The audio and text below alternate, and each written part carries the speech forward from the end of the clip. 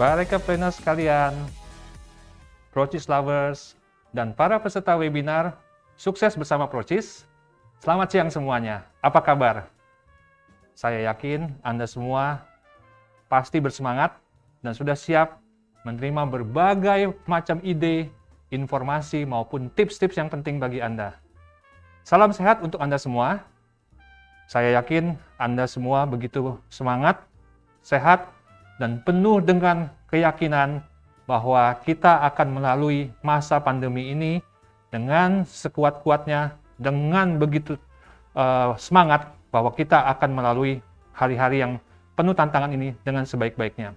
Bagi Anda yang sedang dalam masa pemulihan atau sedang kurang sehat, saya harapkan Anda segera pulih dan nanti setelah selesai mengikuti webinar ini, Anda makin bersemangat.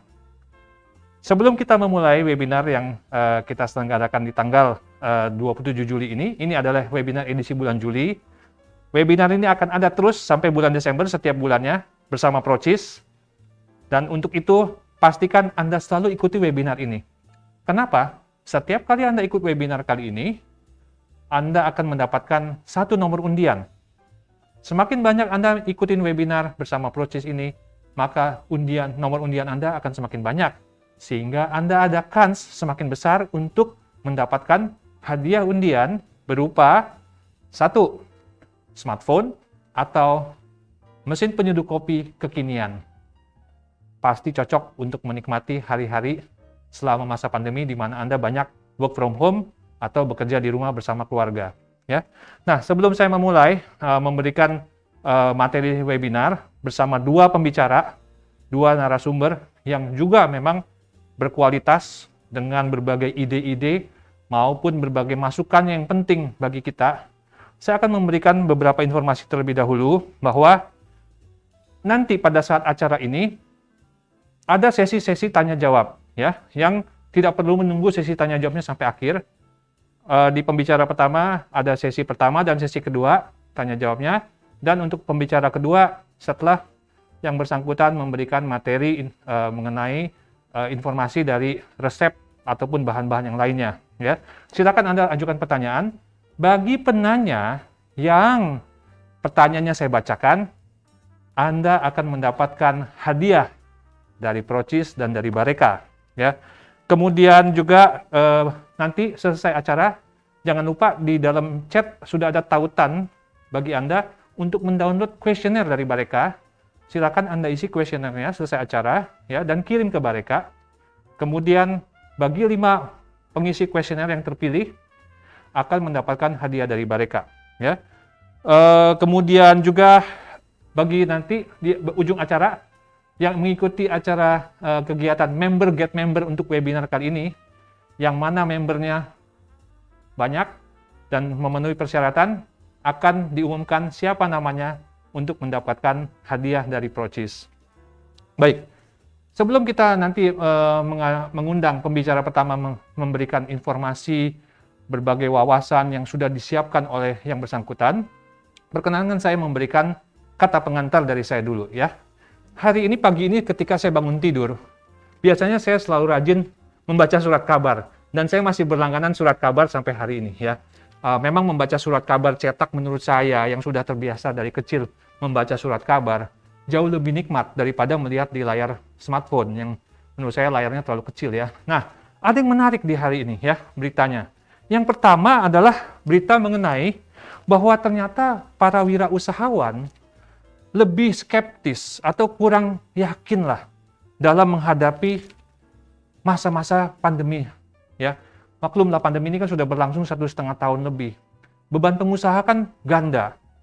1, usahanya tetap harus dijaga untuk tetap bisa berjalan. Dan kedua, ada tanggung jawab kepada para karyawannya yang harus dipenuhi terus setiap bulan.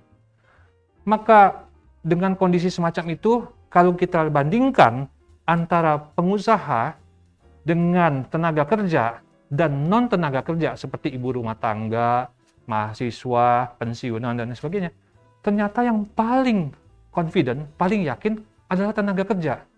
Dan yang kurang yakin dengan kondisi pandemi ini adalah para pengusaha. Nah, untuk itu saya ingin sekali kita dengan melalui webinar ini bisa bangkit semangatnya, bisa bangkit ide-idenya, keluar ide-idenya untuk melalui masa pandemi dengan jauh lebih baik lagi. Ada satu hal yang menarik yang terjadi di alam semesta ini, bahwa karbon yang disimpan di dalam perut bumi ketika menghadapi tekanan yang luar biasa berat, tekanan yang luar biasa keras, karbon itu akan berubah menjadi apa? Menjadi permata. Nah, untuk itu, terima kasih kepada Anda yang sudah hadir hari ini. Saya dengar para peserta webinar kali ini ada yang hadir selain Jabodetabek, Jakarta, Bogor, Bekasi, Tangerang, Depok, ya. Ada yang hadir dari Bandung juga. Terima kasih yang hadir dari Bandung, dari Kota Garut, Surabaya, Sidoarjo, Kediri, Padang Pariaman, Jogja, Malang, Cilacap, bahkan dari Palembang, Bangka Belitung, Samarinda, dan Bali. Terima kasih Anda semua sudah meluangkan waktu untuk hadir di dalam webinar kali ini. Ya, saya akan memulai dulu mengenai apa yang sudah saya siapkan untuk pengantar dari saya sebelum memanggil pembicara yang pertama. Saya Petrus Gandamana, pemimpin redaksi Bareka Magazine, akan sharing kepada Anda mengenai bagaimana kita melalui masa pembelajaran penting dan bisa lulus melalui masa-masa yang penuh tantangan ini. Saya akan sharing mengenai kisah dari sahabat saya, Heru Laksana, yang merupakan generasi ketiga dari usaha bakery yang namanya Maison Weiner, yang ada di Jalan Keramat Raya, di Jakarta Pusat, ya, dekat Senen. Nah, usahanya itu adalah warisan dari neneknya, ya, yang mendirikan Maison Weiner di tahun 1936. Ibu Li Liang Mei, nenek dari Pak Heru Laksana. Nah, kita lihat ini ada foto-foto ketika neneknya Pak Heru Laksana memulai usaha ini di tahun 1936 sampai periode 1950-an. Jadi, melalui 90 tahun, melalui Perang Dunia, ya, melalui revolusi, melalui gonta-ganti presiden, melalui masa-masa reformasi, dan sekarang melalui masa pandemi, Bakery Maison Weiner tetap berdiri, tetap berjalan. Maka kita yang baru mulai usahanya 1 tahun, 2 tahun, 5 tahun, 10 tahun, tentu kita jangan berkecil hati ketika melalui masa-masa yang sulit. 90 tahun yang sudah dilalui oleh Maison Weiner adalah bukti bahwa kalau kita tetap menjalankan usaha ini dengan penuh keyakinan, maka kita pasti akan melewati masa-masa ini.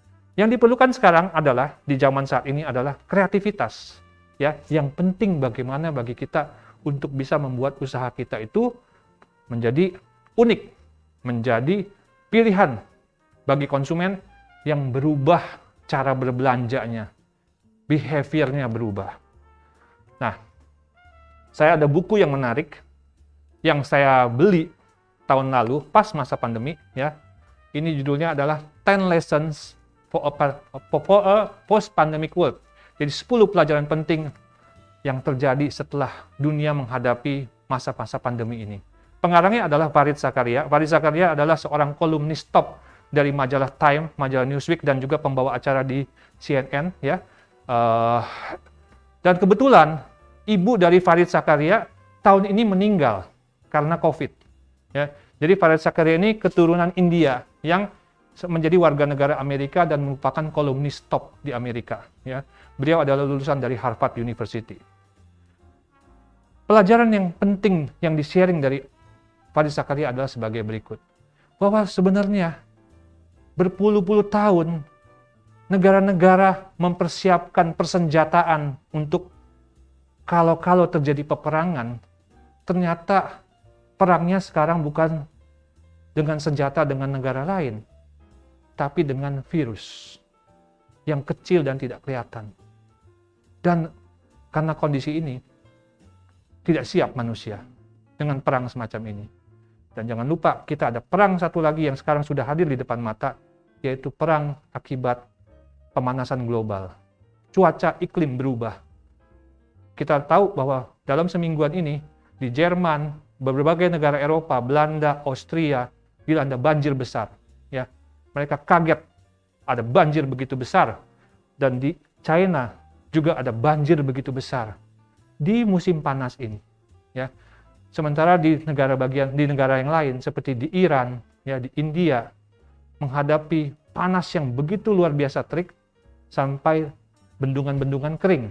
Akibatnya listrik tidak bisa nyala, ya. Panasnya mencapai 50 derajat. Jadi kita menghadapi juga kondisi yang berat sebenarnya, bukan hanya pandemi, tapi perubahan iklim. Mudah-mudahan kita bisa melalui Indonesia perubahan iklim yang berat ini, ya. Yang kedua, walaupun masa pandemi ini kita kebanyakan harus berdiam di rumah, tapi edukasi dan training harus semakin gencar dilakukan, semakin intensif dilakukan. Kenapa? Untuk bisa kita meraih pasar yang semakin mengecil, ya. Jadi pasar itu tidak pernah akan cukup.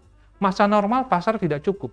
Masa tidak normal semakin tidak cukup lagi. Maka edukasi dan training bagi diri Anda, bagi tim Anda, wajib Anda lakukan. Berikutnya adalah dengarkan para ahli, ya. Anda harus belajar dan belajar terus, mendengarkan dari para ahli. Dari mana? Ya, tentunya sekarang dengan adanya media digital dan lain sebagainya, Anda dengan mudah mengakses informasi-informasi, tapi Anda harus selektif memilih informasi yang berkualitas. Sebaliknya, pendapat-pendapat Anda dengan cepat juga akan diserap oleh para ahli, ya. Digitalisasi itu sudah nyata, dan kita tidak bisa menghindari bahwa memang kita sudah berada di abad digital. Maka dalam usaha Anda, mau tidak mau, suka atau tidak suka, Anda harus lakukan digitalisasi di dalam usaha Anda. Sukses bersama Procis webinarnya sudah beberapa kali mengangkat mengenai digitalisasi usaha, ya. Semoga apa yang sudah pernah dibawakan bisa membuka wawasan bagi Anda dari webinar-webinar Procis sebelumnya mengenai digitalisasi usaha untuk UMKM. Kemudian kita harus bangun kebersamaan. Masa pandemi ini adalah kesempatan bagi kita untuk semakin merapatkan barisan, membangun kebersamaan, karena kita adalah makhluk sosial, ya, bukan yang makhluk yang asosial, ya, yang individual, bukan. Kita adalah makhluk yang harus saling bergotong royong, saling membantu. Terjadi kesenjangan yang semakin melebar, makanya kita harus bangun kebersamaan untuk mempersempit kesenjangan tersebut. Kalau tidak, yang kaya semakin kaya, yang miskin semakin sulit hidupnya. Globalisasi mau tidak mau, walaupun di masa pandemi akan terus berjalan tanpa henti, karena adanya digitalisasi, internet, dan sebagainya. Dua kekuatan besar yang kita tahu, hampir setiap hari sekarang, di mana-mana Anda lihat, yaitu antara Amerika Serikat dan sekutunya di Eropa, serta Tiongkok dengan sekutunya, Rusia, dan beberapa negara lain, saling beradu, ya, dan ini akan mempengaruhi juga perekonomian dunia. Akhirnya berujung juga akan mempengaruhi usaha kita dari berbagai kekuatan besar yang saling beradu terus, beradu di sisi perdagangan, politik, dan lain sebagainya. Nah, sebaliknya kita tetap harus berpegang pada idealisme bisnis kita supaya orang-orang semakin mempercayai bisnis kita.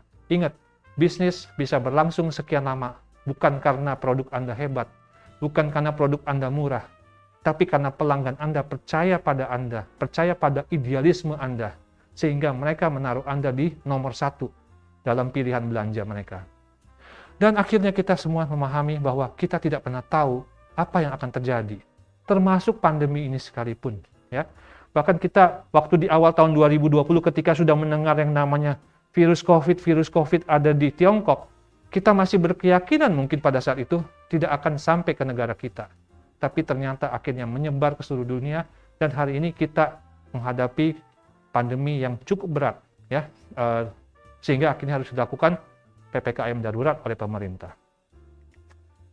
Kita lihat komposisi penduduk kita, ya, penduduk Indonesia, inilah berkah demografis bagi negara kita. Ada sesuatu yang membuat kita tetap optimis mengenai apa yang menjadi demografis di negara kita, pasar negara kita. Bahwa nomor 1, kelompok generasi Z yang lahir di periode tahun 1997 sampai 2010 adalah penduduk yang paling banyak di dalam negara Indonesia, 75,6 juta orang. Ya. Yang berikutnya adalah generasi X, milenial, ya, milenial yang jumlahnya 70,2 juta orang. Jadi generasi milenial ini sekarang usianya sekitar ya 1981 itu sekitar 40-an ya, paling banyak ya, paling tinggi usianya, dan yang lahir tahun 1996 ya. Kemudian yang nomor 3 adalah generasi X yang lahir di periode 1965 sampai 1980. Saya ada di generasi X ya. Tapi umur saya berapa silakan Anda tebak sendiri ya. Itu ada 59,4 juta orang. Nah, berikutnya adalah baby boomer. Baby boomer ini adalah angkatan dari ayah kita atau kakek kita ya, yang lahir di periode 1946 sampai 1964. Jumlahnya ada 31,2 juta orang, dan kemudian adalah post generasi Z, anak-anak muda yang masih remaja saat ini ya, bahkan mungkin masih balita, yang jumlahnya 29,4 juta orang. Dan terakhir adalah para kakek-kakek kita, ya, kakek buyut kita yang lahir sebelum tahun 1945, jumlahnya masih ada 1,87%, ya, atau sekitar dari 270 juta adalah sekitar 5 juta orang. Oke. Nah, saya memberikan informasi ini kenapa? Karena ada hal yang menarik dari mengenai komposisi penduduk kita. Ini yang menarik. Ini juga saya ambil dari Kompas, ya. Kompas tanggal 23 Juni ya. Apa yang menarik beritanya? Ternyata selama masa pandemi, generasi X dan generasi baby boomers itu berbelanja online yang paling banyak, ya, lebih banyak daripada generasi muda. Ini riset yang dilakukan oleh Kata Data Insight Center, ya. Ini bukan tanggal 23 Juni, tapi tanggal 10 Juni, artikelnya di halaman 8.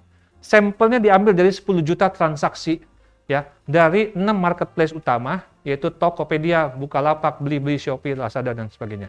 Oke, nah, baby boomers yang angkatan yang tergolong tua itu, ya, bagi kita karena usianya 55 tahun ke atas, ingat mereka itu adalah orang yang punya duit banyak, ya, daya belinya kuat. Sekarang dengan mereka tetap dipaksa harus stay at home, tinggal di rumah, tidak bisa kemana-mana, mereka mulai berbelanja online. Dan kebetulan mereka sekarang semakin percaya bahwa belanja online itu aman, ya, termasuk tergolong aman. Jadi mereka sekarang itu ya berbelanjalah online. Akibatnya jumlah transaksi mereka meningkat. Secara umum mereka dirata-ratain baby boomers ini belanja 19 produk dengan 13 transaksi selama setahun. Ya, berikutnya diikuti oleh generasi X yang belanja 18 produk dalam 12 transaksi setahun, dan juga termasuk generasi milenial. Ya, jadi ini belanjanya generasi X dan milenial ini belanjanya besar. Tapi yang menarik adalah generasi yang lebih tua belanja online-nya meningkat. Ya, artinya bagi kita, bisnis kita, suka tidak suka, mau tidak mau, kita harus terjun ke dalam penjualan online. Itu untuk meraih pasar yang selama ini mungkin Anda mengandalkan pada pasar yang membeli lewat telepon, yang membeli lewat datang ke outlet Anda, dan sebagainya. Anda harus rangkul sekarang ini pasar yang tidak kelihatan, tapi hanya kelihatan di layar HP, yaitu penjualan melalui online. Indikasi dari ini adalah sekarang berbelanja online itu antar generasi sudah terjadi, ya. Jadi para pembelinya makanya tidak heran belanja online itu sekarang penjualnya semakin besar, semakin banyak, pembelinya juga semakin banyak untuk suatu produk, ya. Hal yang lain saya ingin memberikan pengantar bahwa di tengah kondisi yang penuh tekanan ini, penuh mungkin dengan rasa ketidaknyamanan karena kita harus tinggal di rumah berlama-lama. Kita harus lihat bahwa ada satu negara yang selama 4 tahun berturut-turut menyabet gelar sebagai negara yang paling berbahagia di dunia, yaitu Finlandia. Mengapa negara ini bisa tetap bahagia bahkan pada saat menghadapi pandemi? Yang pertama adalah memang penyelenggara negaranya adalah pemerintahan yang memiliki integritas yang tinggi, sehingga rakyatnya merasa tenang dan nyaman dalam menjalani kehidupan sehari-hari karena pemerintahnya begitu peduli kepada mereka.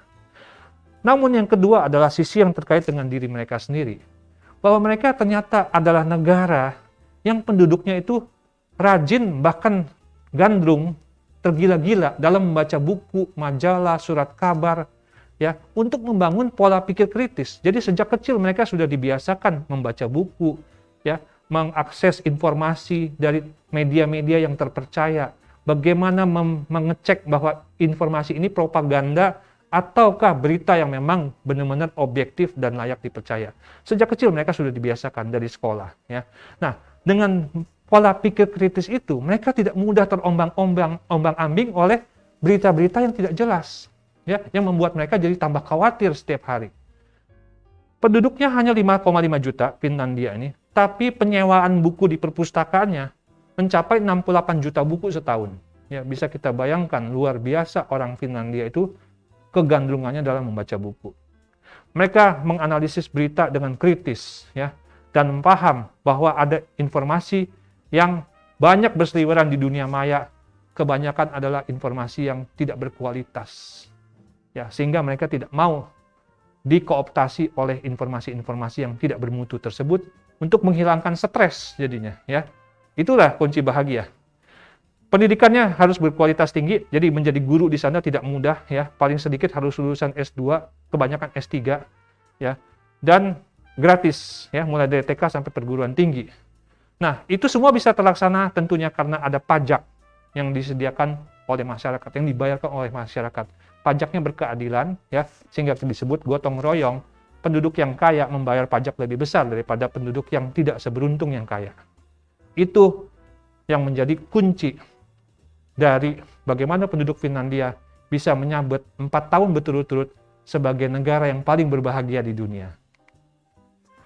Maka saya ingin menyampaikan, mereka setiap 3 bulan sekali sekarang menyajikan informasi 2. Ya. Ada majalah cetak, ya, ini adalah majalah cetak edisi Juli sampai September, dan ada majalah digital, ya, yang tiap bulan terbit, Anda bisa download secara gratis. Majalah cetak karena dicetak dan ada operasionalnya, harus dibayar, ditebus dengan harga yang sangat murah, Rp70.000 3 bulan sekali, ya, alias sebulan itu sekitar 25.000 saja. Sehari tidak mencapai 1.000 perak untuk membeli majalah ini. Dalam periode 3 bulan sekali Anda beli, ya. Jadi Anda belilah majalah Bareka, baca. Saya tidak hanya baca majalah Bareka karena saya sendiri yang menjadi editornya di majalah ini. Saya membaca banyak sekali buku, ya, hampir setiap hari, dan kebetulan masa pandemi adalah masa membaca buku paling banyak dan membuat saya jauh lebih tenang, ya. Tadi ada bukunya Farid Zakaria saya baca, ya, ada majalah semacam kayak The Entrepreneur, ya, ada majalah National Geographic mengenai happiness, ya, saya baca majalah Fortune, ya, majalah yang berkualitas seperti Time. Kenapa majalah-majalah berkualitas ini penting kita baca? Karena mereka dalam membuat satu artikel yang mungkin 4-5 halaman, risetnya bisa bertahun-tahun, bisa setahun mungkin, ya, untuk bisa keluar artikel di majalah tersebut, sehingga tidak mudah bagi mereka untuk menerbitkan satu artikel. Maka artikelnya rata-rata berkualitas dan membuka wawasan bagi kita semua. Oke, demikian pengantar dari saya. Berikutnya, saya akan memperkenalkan sahabat saya sekaligus juga seorang yang saya yakin Anda akan banyak mendapatkan nilai tambah pengetahuan dari pembicara berikutnya yang sudah kita taruh di flyer webinar sukses bersama Procis ini. Ya, dia adalah seorang founder dan lead consultant di Excellent, ya. Kemudian certified champion coach di Akademi Hipnoterapi Indonesia. Beliau adalah seorang ahli hipnoterapi. Kalau Anda mau dihipnotis sama dia bisa loh, ya. Seorang certified NLP practitioner, ya, dari NLP University International USA, certified international license trainer dari MWS, kemudian certified trainer emotional intelligence. Ini emotional intelligence adalah suatu hal yang menarik juga, ya, yang bertahun-tahun sekarang ini menjadi patokan ketimbang IQ, tapi emotional intelligence sekarang menjadi patokan dan tumpuan bagi banyak orang untuk melalui masa pandemi dengan penuh keyakinan, ya. Certified Program Sales Excellent dari Adam Co Singapura dan pengarang dari dua buku, ya. Yang pertama adalah Upper bukunya, ya. Yang berikutnya adalah The Secret of Code Selling, ya. 2 buku dari ini adalah karangan dari pembicara kita, dan kliennya juga mencakup berbagai perusahaan-perusahaan dari properti, perbankan, asuransi, ya, logistik, perusahaan makanan dan lain sebagainya, ya. Untuk itu kita sambut pembicara kita yang pertama, yaitu Bapak Indra Kurniawan. Selamat siang Coach Indra, apa kabar? Halo, selamat siang Pak Petrus, Procis Lover, dan seluruh peserta webinar. Semangat banget hari ini Pak Petrus, sehat, sangat sehat sekali. Luar biasa, sehat ya? Yang Sehat penting kita banget. nomor satu sekarang sehat ya? Oke, nah Coach Indra, tadi kan saya Yes. sudah memberikan pengantar ya, mengenai apa yang kita semua hadapi, bukan hanya di Indonesia ya, hampir seluruh negara di dunia menghadapi kondisi yang berat ya. Penuh tantangan lah ya, dan tentunya ini akan mempengaruhi banyak hal ya. Pertama, kalau tidak hati-hati dalam menyikapi berbagai kondisi tersebut, akan mempengaruhi kesehatan kita ya, baik kesehatan jiwa maupun kesehatan fisik ya. Nah, yang kedua, kalau itu sudah terpengaruh, akibatnya produktivitas kita menurun, kreativitas kita hilang ya, karena kita tidak ada semangat dan kita harus berbaring cukup lama dalam kondisi yang kurang sehat tersebut ya. Nah, tentunya kita tidak mau masuk ke dalam kondisi yang semakin hari semakin membuat kita menurun tersebut, dan akhirnya tidak membuat kita malah menjadi hal yang lebih baik lagi ke depannya, justru melalui ujian ini. Justru ini kan kita anggap sebenarnya kesempatan bagi kita untuk menguji kita. Jangan-jangan melalui hal ini kita mendapatkan sesuatu yang lebih baik lagi ke depannya.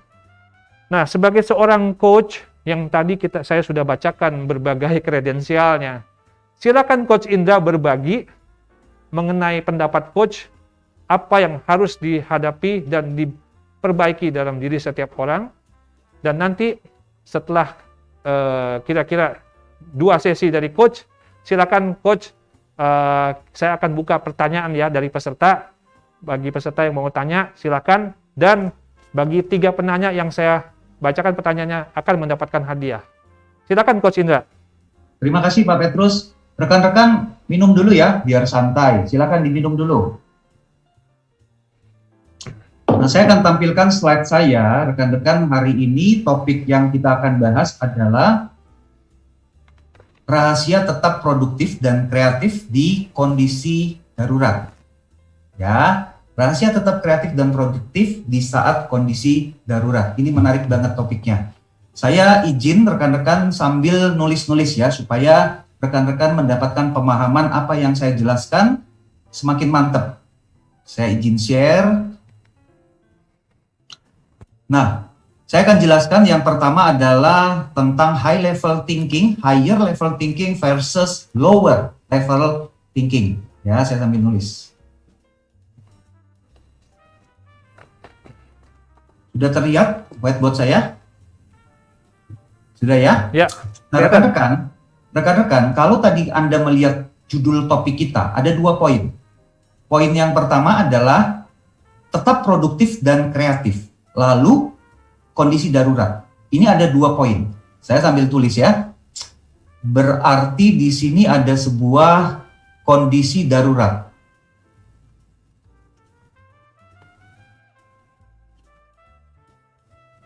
Oke, ini kondisi darurat. Lalu bagaimana saat kondisi darurat kita tetap kreatif dan produktif?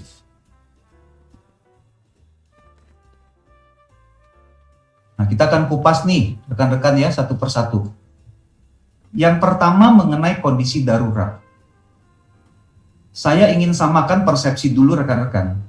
Kondisi darurat ini adalah sebuah kondisi yang terjadi di luar diri kita. Kalau saya analogikan, saya dan Anda berada di sini ya, rekan-rekan ya. Saya gambar sedikit. Nah, ini Anda dan saya di sini.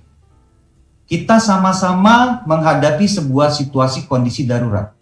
Kondisi darurat adalah sebuah situasi yang terjadi di luar diri kita. Apa yang terjadi? Oh, kacau Pak, kondisinya kacau. Kondisinya tidak menentu. Gejolak ketidakpastian. Kompleks. Ruwet banget. Nah, ini kondisi-kondisi yang terjadi nih saat ini. Ini kondisi darurat. Ya. Dan kondisi darurat ini tadi penuh gejolak, kacau, kompleks, itu sebenarnya sebuah situasi yang tidak bisa kita kendalikan. Berarti ini uncontrollable. Tidak bisa kita kendalikan. Nah, sekarang saya ingin bertanya kepada rekan-rekan. Anda simak ya, rekan-rekan, saya akan bertanya. Saya akan mengajukan 3 pertanyaan kepada Anda. Siap? Pertanyaan yang pertama, silakan rekan-rekan jawab di dalam hati aja. Kalau Anda mau teriak jawabnya juga boleh. Yang penting di kanan kiri Anda nggak ada orang ya, nanti kaget. Silakan kalau Anda mau jawab sambil mengucapkan. Tetapi di dalam hati pun boleh. Are you ready? Pertanyaan pertama, 1 tambah 1 berapa? Oke ya. Pertanyaan saya kedua, 50 tambah 50 berapa? Oke, ketemu jawabannya. Pertanyaan saya yang ketiga, 78 ditambah 45 berapa? Ada 3 pertanyaan.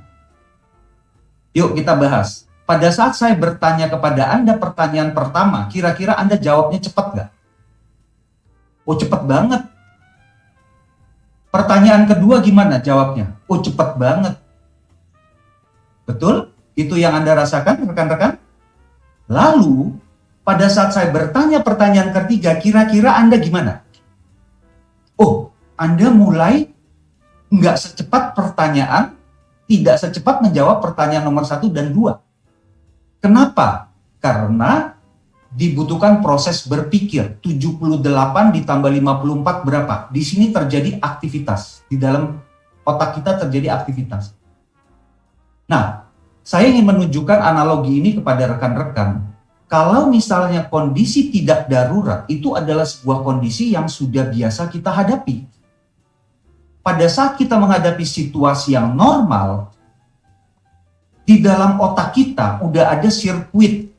Jadi pada saat Bapak Ibu menjawab pertanyaan pertama dan Anda menjawab pertanyaan kedua, sebenarnya itu tanpa proses berpikir. Jadi jawaban itu muncul dari bawah sadar. Ada sebuah memori jangka panjang di dalam bawah sadar kita, langsung jawab.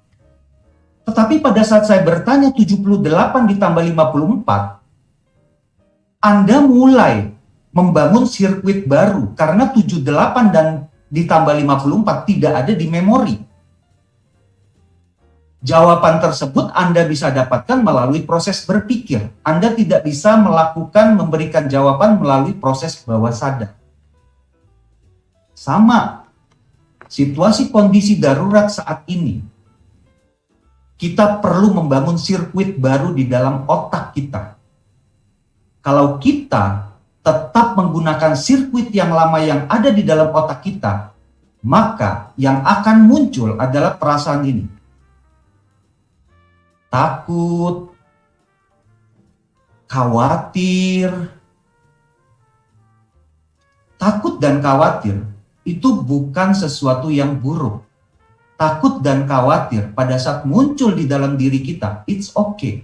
Tetapi ujung-ujungnya kita tetap perlu menuju ke sini, kreatif dan produktif. Dapat ya poinnya ya rekan-rekan ya. Jadi kembali lagi, 78 tambah 54 Bapak Ibu perlu proses berpikir. Berarti pada saat kita menghadapi kondisi darurat di sini, yang perlu kita lakukan adalah kita berpikir. Kalau kita berpikir, berarti kita menggunakan apa, Bapak Ibu? Kalau kita berpikir, berarti kita menggunakan sebuah mesin yang sangat canggih sekali yang diberikan Tuhan Maha Kuasa pada diri kita, yaitu otak. Di sini otak kita nih. Ini ada otak. Jadi kalau saya analogikan diri kita, diri Anda itu seperti sebuah pesawat jet yang bisa melesat tinggi. Dan pesawat jet tersebut punya sebuah mesin, yaitu mesinnya apa? Otak yang ada di kepala kita masing-masing. Nah, kalau kita menghadapi situasi kondisi darurat, maka kita perlu membangun sirkuit baru di dalam otak kita. Sehingga kita bisa menemukan solusi, kita bisa menemukan insight. Tujuannya apa? supaya kita bisa menuju ke sini. Kalau kita mau kreatif, kalau kita mau produktif, tapi kita tidak bisa berpikir menggunakan otak kita, ini tidak akan bisa terjadi. Jadi pemahaman pertama, untuk menuju kreatif dan produktif, kita perlu berpikir. Berpikir untuk menemukan solusi, untuk mendapatkan insight. Nah, proses berpikir itu yang disebut dengan higher level thinking. Bedanya apa dengan lower level thinking? Kalau lower level thinking, yang bekerja adalah sistem limbik. Jadi di dalam otak kita, itu ada yang namanya disebut dengan otak logika. Pada saat kita berpikir, kita menggunakan otak logika. Ada satu bagian di otak logika kita yang namanya prefrontal cortex. Jadi prefrontal cortex ini saya analogikan seperti seorang eksekutif. Yang mana eksekutif ini perlu memimpin otak emosi atau limbic system. Di bagian limbic system ada sebuah bagian yang bentuknya seperti kacang almond, yang mana kalau bagian ini, yaitu amigdala, melakukan hijack, maka kita tidak bisa berpikir solusi, maka kita tidak bisa berpikir kreatif, maka kita tidak bisa berpikir bagaimana diri kita bisa produktif. Karena apa? Kita di hijack. Ada sebuah cerita, rekan-rekan, cerita tentang burung unta. Jadi burung unta, kalau di padang pasir, gurun pasir ya, jadi burung unta liar, itu menarik burung unta punya sebuah kebiasaan. Jadi kalau misalnya burung unta di depan dia melihat ada musuhnya, ada pemangsa yang akan memangsa burung unta, maka yang dilakukan oleh burung unta adalah burung unta akan menyembunyikan lehernya dan kepalanya masuk ke gurun pasir. Apa yang dilakukan oleh burung unta? Harapannya apa? Harapannya burung unta berpikir kepalanya dan lehernya di dalam pasir, burung unta tidak bisa melihat musuhnya. Dan lalu burung unta berpikir kalau dia tidak melihat musuhnya tidak bisa memangsanya. Tetapi apa yang terjadi? Semakin dia memasukkan kepalanya ke dalam pasir, mangsanya akan dengan mudah memangsa burung unta. Nah, ini sebuah analogi. Kalau kita tidak menggunakan prefrontal cortex untuk memimpin limbic system kita, amigdala kita. Amigdala akan menghijack seperti burung unta. Pada saat kita menghadapi situasi darurat, kita tidak bisa kreatif, kita tidak bisa produktif. Kenapa? Karena kita tidak menggunakan prefrontal cortex kita tidak menggunakan otak kita untuk berpikir. Jadi itu di hijack, amigdala itu menghijack. Dan kita tidak merasa. Karena apa? Karena kita tidak paham pengetahuannya, kita tidak tahu knowledge-nya. Jadi penting banget, rekan-rekan, dalam situasi kondisi darurat, kita perlu berpikir dengan otak kita, yang sebelumnya kita tidak sadar bahwa diri kita tidak sadar, lalu sekarang kita mulai hijrah. Mulai sadar bahwa diri kita selama ini tidak sadar. Sehingga kita tidak bisa produktif, sehingga kita tidak bisa kreatif. Yang selalu muncul adalah rasa takut, rasa khawatir. Bagaimana kita bisa produktif? Bagaimana kita bisa kreatif? Kalau kita dipenuhi rasa takut dan rasa khawatir. Oke, rekan-rekan, sekali lagi saya rangkum ya, perbedaan antara higher level thinking. Higher level thinking kita menggunakan bagian otak kita, otak logika yang disebut dengan prefrontal cortex. Untuk apa? Untuk berpikir. Pada saat kita berpikir, berarti prefrontal cortex kita menjadi eksekutif untuk memimpin limbic system.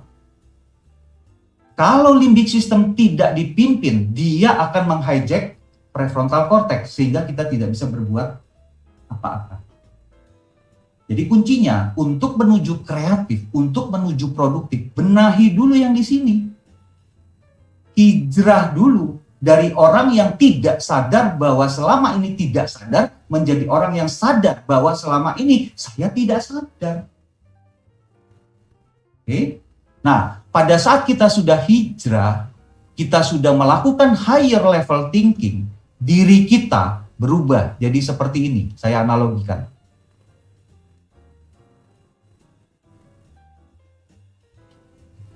Pada saat kita di sini, kita melihat kondisi darurat. Gede banget kondisi daruratnya. Kita nggak menemukan ini. Ketutup. Tapi begitu kita sudah hijrah, saya analogikan kita lebih besar dari sebelumnya, kita ke sini, kita bisa punya sudut pandang yang berbeda, kita bisa punya wisdom, kita bisa punya insight melihat ini.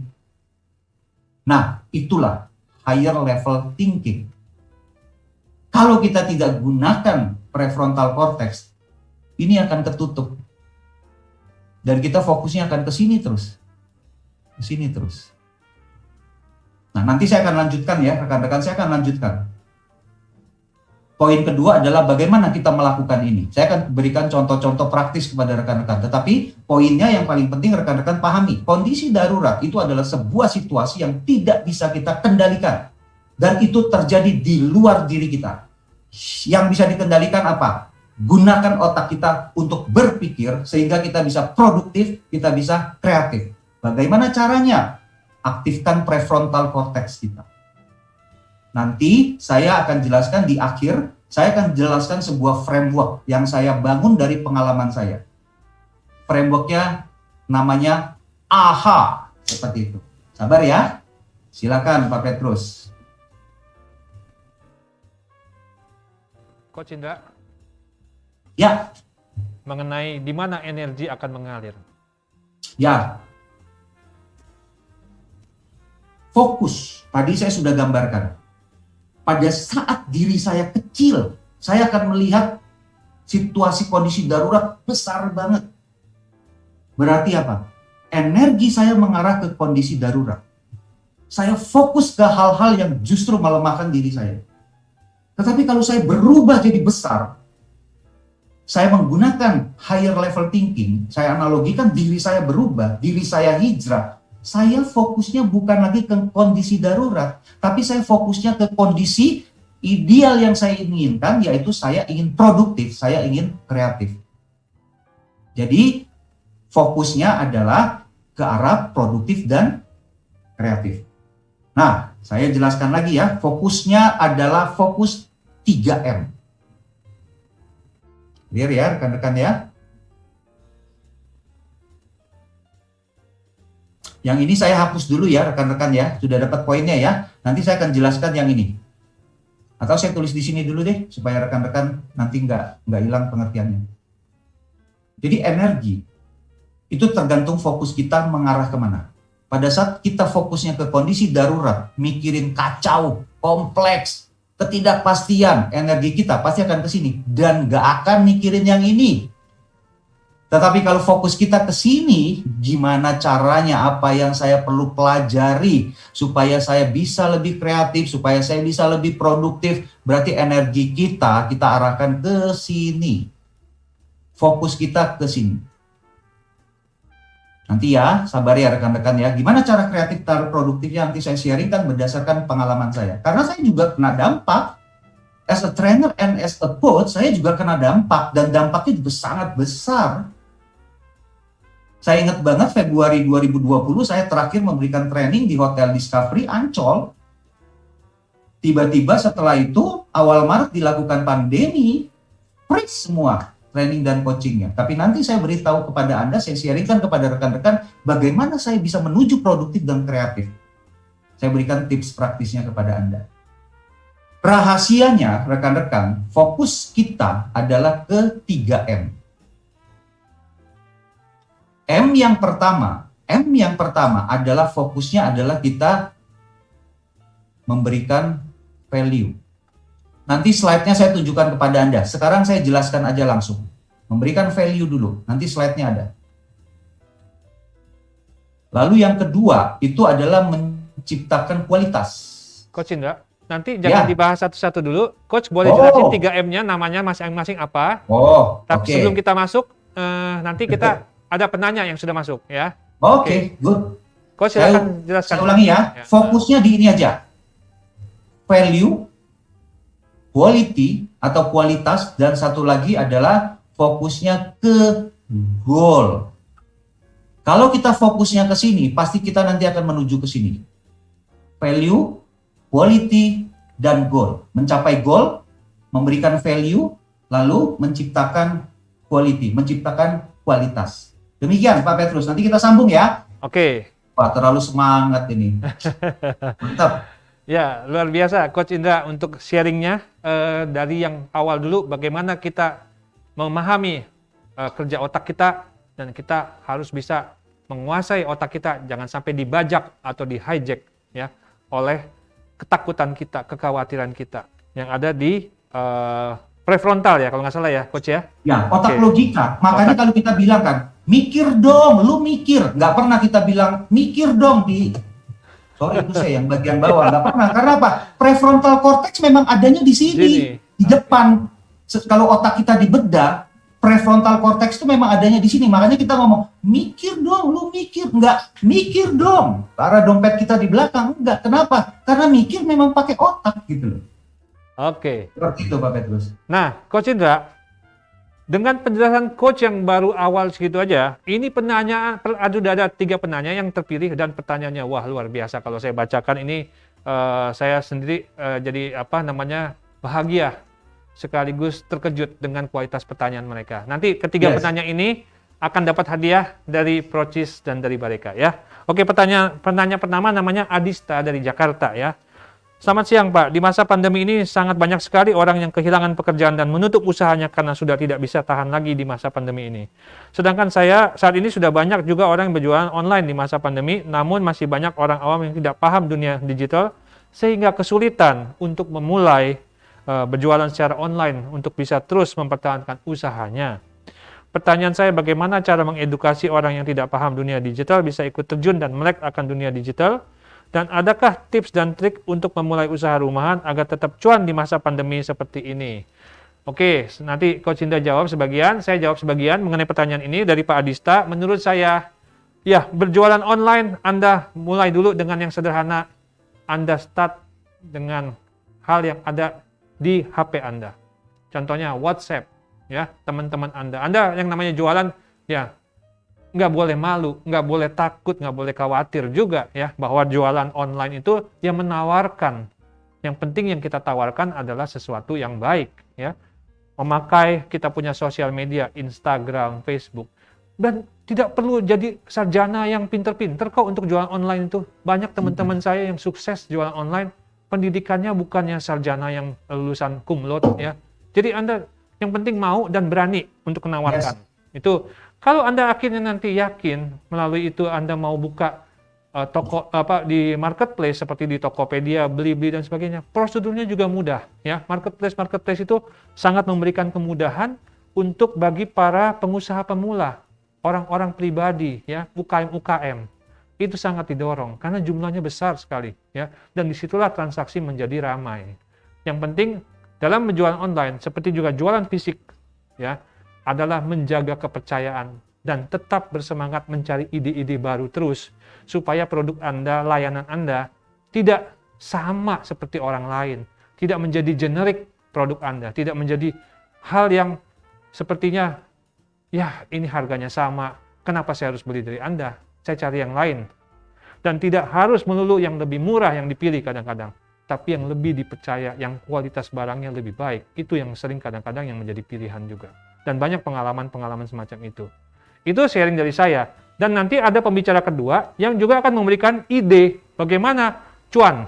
Kalau Anda sebut kata cuan, pembicara kedua akan ngomong soal cuan. Ya, ada ide dari pembicara kedua mengenai bagaimana menciptakan cuan di tengah masa pandemi ini. Kita tunggu nanti pembicara kedua. Nah, Coach Indra silakan sharing mengenai pertanyaan dari penanya pertama ini. Kira-kira Coach Indra ada sharing apa untuk penanya pertama? Ya, kita sepakat ya, kalau urusan cuan nanti ke Chef Tian ya. Ya. Saya akan kasih wawasan, saya akan sharing berdasarkan pengalaman saya, berdasarkan tadi sharing yang saya berikan kepada rekan-rekan, kuncinya adalah higher level thinking, berarti mulai berpikir. Tanyakan kepada diri sendiri, kira-kira apa yang saya perlu pelajari supaya saya bisa tetap produktif dan kreatif menjalankan bisnis saya? Perlu bertanya ke dalam diri. Lalu, kalau saya sudah memutuskan mau belajar, kira-kira saya mencari informasi tentang digital marketing, tentang penjualan online, kira-kira saya perlu belajar kemana? Oh, banyak banget sekarang resource-nya, rekan-rekan. Anda cek di YouTube, banyak sekali, free. Tinggal kita mau nggak mencari insight, tinggal kita mau nggak mencari solusi. Selalu fokus ke 3M yang tadi saya jelaskan, value, quality, dan goal apa yang kita mau raih. Nanti pada saat kita sudah mengarahkan kepada fokus ke produktivitas dan kreativitas, rekan-rekan tenang aja, ada penelitian dari Neuro Leadership Institute, 60% challenge tantangan yang kita hadapi itu otak kita secara whole brain bisa menemukan solusinya, bisa menemukan insight-nya tanpa bisa dijelaskan. Jadi yang paling penting adalah mulai menggunakan otak kita untuk melakukan higher level thinking. Mulai bertanya, kira-kira knowledge apa ya yang saya perlukan? Di mana ya saya belajar? Lalu disiplin seperti apa yang saya perlu lakukan? Komitmen seperti apa yang saya perlu lakukan? Nanti di rahasia menciptakan produktivitas dan kreativitas berdasarkan pengalaman saya. Di sesi berikutnya saya akan sharingkan. Begitu pandangan saya, Pak Petrus. Baik, Coach Indra, terima kasih. Barusan Coach bilang, Anda harus terus lakukan, Anda ketemu jalan buntu, jangan stop. Yes. Itu yang terjadi pada Momofoko Ando, penemu dari mie instan. Ketika dia bingung, sudah mentok, bagaimana caranya bikin mie instan itu ketika ditaruh di mangkoknya, di kemasan mangkoknya, bisa berbalik. Ya, jadi kalau dia tidak mentok, dia tidak ketemu idenya, dan itu yang membuat dia justru menjadi unik produknya. Saya tambahkan dikit, Pak Petrus. Saya tambahkan dikit. Otak manusia itu terdiri dari sel-sel syaraf.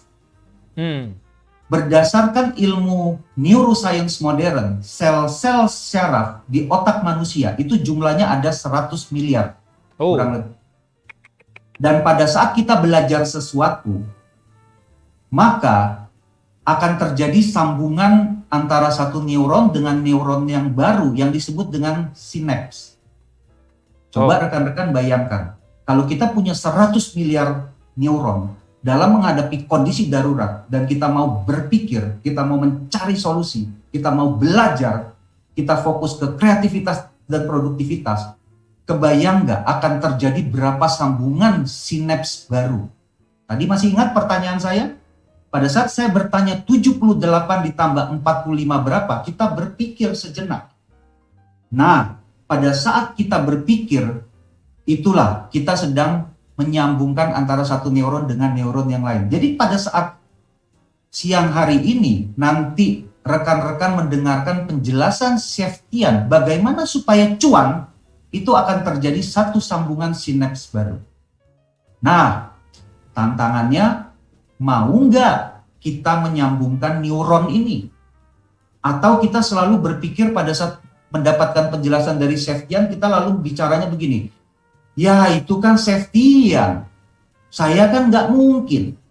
Nah, itu challenge-nya. Begitu Pak Petrus. Oke, luar biasa, thank you, terima kasih Coach Indra. Nah, kita masuk ke pertanyaan kedua ya, ini juga menarik, ini khusus untuk Coach Indra pertanyaannya ya. Coach, saya Johan dari Depok, Jawa Barat. Saya percaya bahwa di balik masalah pasti ada peluang. Pandemi ini memang meluluhlantakkan banyak sisi kehidupan, tapi jika kita tetap inovatif dan kreatif, serta memandang kondisi darurat ini sebagai sebuah peluang, maka kita bisa tetap produktif. Pertanyaannya, bagaimana kita bisa menentukan peluang apa yang kita harus ambil dan lakukan di tengah-tengah keadaan yang sangat darurat, di sisi finansial, dan juga kondisi lainnya yang serba tidak menentu ini. Silakan Coach Indra. Ya, Pak Johan, saya memberikan pandangan. Saya disclaimer dulu, apa yang saya sampaikan bukan merupakan jawaban absolut, tetapi saya memberikan pandangan. Kalau menurut saya pribadi, masing-masing di antara kita perlu tahu kapasitas dan kapabilitas kita. Dan kita tidak boleh latah, artinya ikut-ikut orang lain, ikut-ikut tren. Tetapi kita belajar, kira-kira kemampuan saya apa? Lalu kita lihat situasi market seperti apa. Dari kapasitas saya ini, apa yang saya bisa kembangkan dulu, apa yang saya perlu adjust dulu, apa yang saya perlu rubah dulu. Baru kita lihat resource di dalam diri kita apa. Karena pada saat kita latah, kita ikut-ikutan, itu kita lower level thinking. Karena yang bekerja itu amigdala. Pada saat kita melihat tren, kita lihat kapasitas kita, kapabilitas kita, passion kita. Kalau kita mau lakukan ini, kita perlu siapkan knowledge, kita perlu siapkan skill. Nah ini, jadi menurut saya perlu melalui proses berpikir. Karena saya punya belief, setiap peluang pasti mendatangkan cuan. Tetapi belum tentu buat diri saya. Nah, ini yang perlu kita lakukan higher level thinking untuk menuju ke sana. Jadi kalau ditanya apa ya, saya juga tidak menemukan jawaban. Kembali lagi perlu masuk ke dalam diri, perlu melakukan higher level thinking, melakukan analisa, melakukan proses berpikir, baru kita menuju ke sana. Pandangan saya seperti itu, Pak Petrus. Oke, juga mungkin kita kadang-kadang sering namanya apa ya, di dalam pikiran kita itu mungkin itu yang membuat kita jadi susah tidur juga ya, berkecamuk berbagai skenario. Ya. Andai kata begini saya akan hidupnya nanti jadi begini, andai kata ini terjadi bagaimana keluarga saya, andai kan ini terjadi bagaimana rumah tinggal saya dan lain sebagainya ya. Nah, skenario itu kadang-kadang begitu apa ya, menguasai ya. Bahkan belum tentu terjadi, tapi itu sudah seakan-akan terjadi. Itu kira-kira Coach Indra bagaimana melihat itu? Mungkin ini juga yang menjadi sebenarnya pertanyaan dari Pak Johan tadi ya. Sehingga kan dia bilang, kita harus bisa menyeimbangkan antara kondisi finansial yang serba darurat ini ya. Karena kan kalau dia masih harus keluarkan dana lagi, ini itu lagi, jangan-jangan apa yang dia kerjakan itu kalau nanti seandainya tidak ada hasil, dia tambah susah kondisinya. Nah, kira-kira kita sebenarnya harus mengambil jalan apa? Apakah kita stop ataukah kita tetap maju? Kira-kira bagaimana, Coach Indra?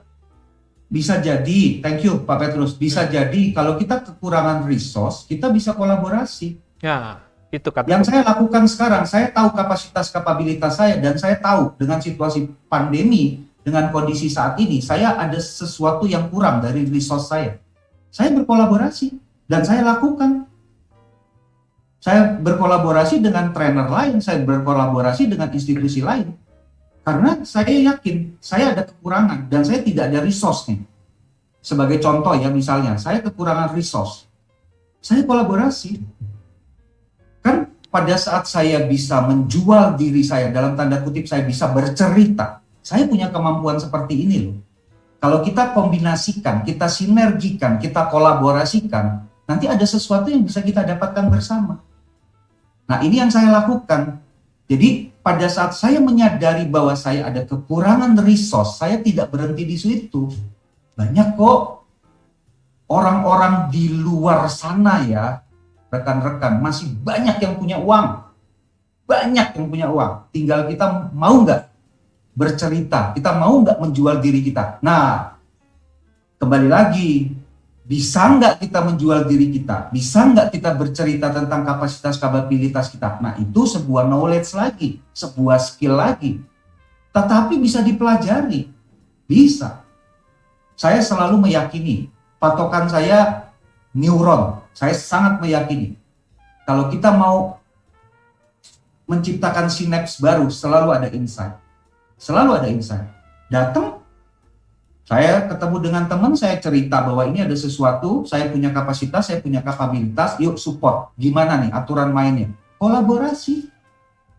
Bentuk wujud kolaborasi itu adalah salah satu output dari higher level thinking. Begitu Pak Petrus. Oke.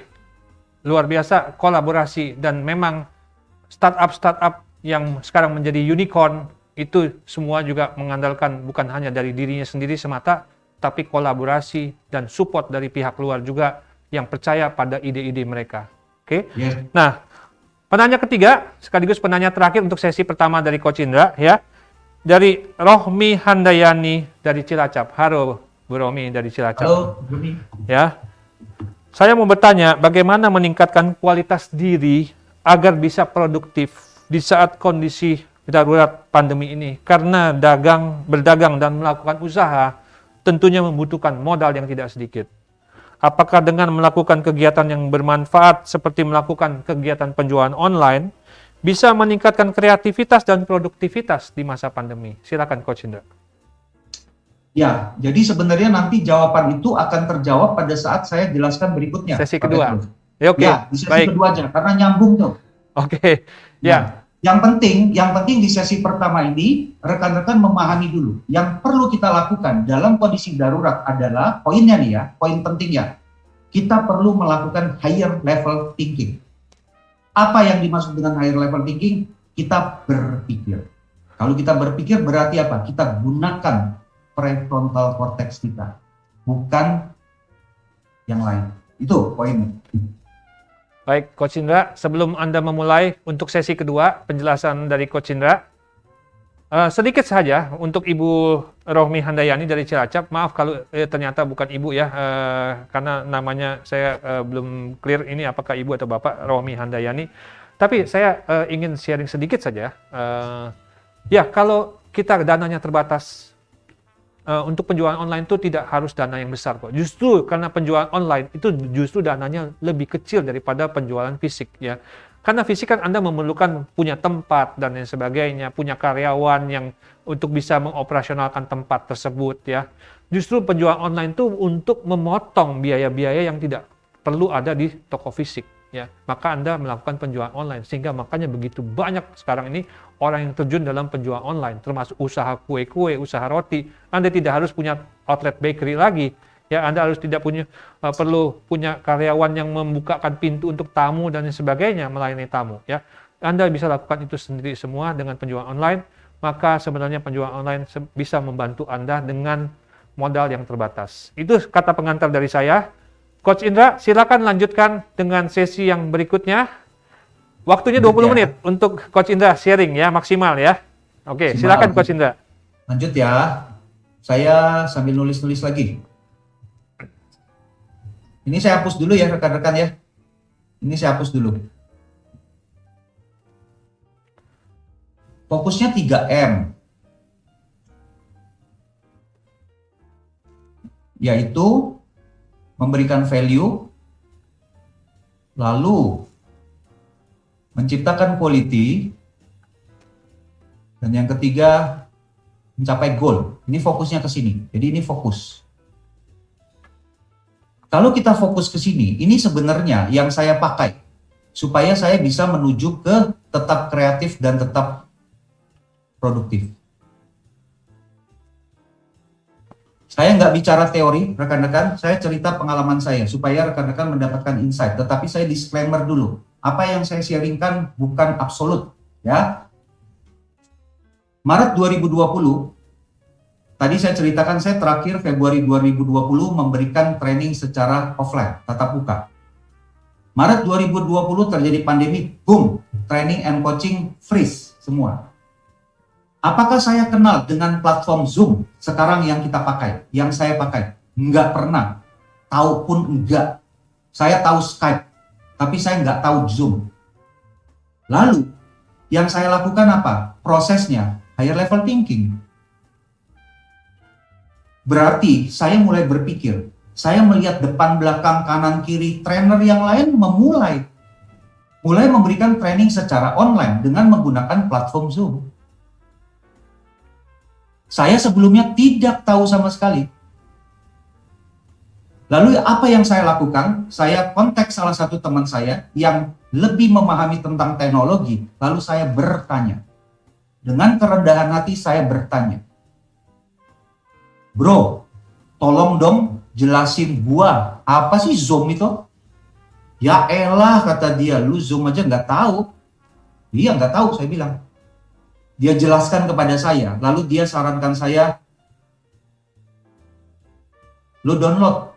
Oke, setelah lu download, gue ajarin satu persatu. Caranya gimana. Oke, nah ini ya rekan-rekan ya. Proses saya selalu fokus ke ini. Apakah saya banyak kelemahan nggak? Oh banyak, saya nggak ngerti kok. Karena fokus saya apa? Saya mau menciptakan value. Saya tetap ingin memberikan kualitas terbaik. Dan saya ingin mencapai goal apa? Supaya saya tetap bisa mendapatkan income. Karena kontrak-kontrak training and coaching freeze. Lalu melalui proses belajar, mulai tahu apa itu Zoom. Lalu saya kontak salah satu klien coaching saya terus beritahu. Sudah tahu platform Zoom belum? Mereka juga belum tahu. Yuk, saya ajarin, baru belajar mau ngajarin orang. Nekat saya. Yuk, kita sama-sama belajar, saya bilang. Saya ada salah satu grup coaching, kurang lebih ada sekitar 12 orang. Saya ajarkan bagaimana cara menggunakan platform Zoom ini. Lalu saya bilang, yuk kita tes yuk. Karena sebelumnya udah mau di-freeze nih. Yuk kita tes. Sama-sama gunakan Zoom. Oke, kita tes. Begitu kita tes ternyata gampang loh. Semua happy. Lalu saya bilang, kalau begitu kita coba dulu yuk. Kita coaching melalui platform Zoom yuk. Kalau nanti nggak happy, hasilnya tidak baik, ya kita stop. Oke, boleh? Nah lalu, pada saat saya memulai, saya lakukan, mereka happy. Dan mereka akhirnya sampai sekarang lanjut. Nah, lalu kira-kira setelah memahami platform Zoom, ada masalah lain nggak? Oh ada. Yang biasanya bicara dengan audiens, saya bisa menatap satu persatu wajah audiens. Sekarang, saya tidak bisa menatap, saya perlu menatap lensa kamera laptop saya. Dan itu tidak ada di sirkuit otak saya. Yang tadi ingat pertanyaan ketiga saya, 78 tambah 45, saya perlu membuat sinaps baru. Belajar lalu praktek sehingga punya skill. Saya latihan lagi. Rekan-rekan, Bapak Ibu, saya investasi lagi. Ada belajar yang gratis, lihat YouTube, ada belajar yang berbayar. Investasi untuk belajar lagi gimana caranya berbicara di depan kamera, berbicara menggunakan platform Zoom supaya menarik. Belajar saya. Padahal saya sudah memberikan training sudah puluhan tahun. Tapi saya belajar lagi. Karena saya tahu ini habit baru. Karena saya tahu saya mau kreatif, saya mau produktif. Dan kembali lagi fokus saya adalah di value, quality, dan goal. Jadi tadi kalau pertanyaan terakhir, saya nyambung ya rekan-rekan Pak Petrus. Pertanyaan terakhir, pada saat saya tidak punya dana untuk memulai bisnis saya secara online, pasti ada jalan. Saya cerita lagi, saya tidak punya resource untuk membangun platform online, untuk memberikan training. Saya berkolaborasi dengan salah satu universitas yang mana dia menyediakan platform online. Saya menawarkan diri saya punya kapasitas seperti ini. Anda punya platformnya, yuk kita kolaborasi. Akhirnya saya buat 3 paket pembelajaran online. Saya nggak punya platform online loh, saya nggak punya resource loh. Kalau saya investasi bangun platform online, saya juga nggak punya uang. Tapi saya berkolaborasi, bisa. Yang kedua, karena saya melihat banyak kekurangan pada diri saya untuk melakukan online, saya berkolaborasi lagi dengan salah satu institut.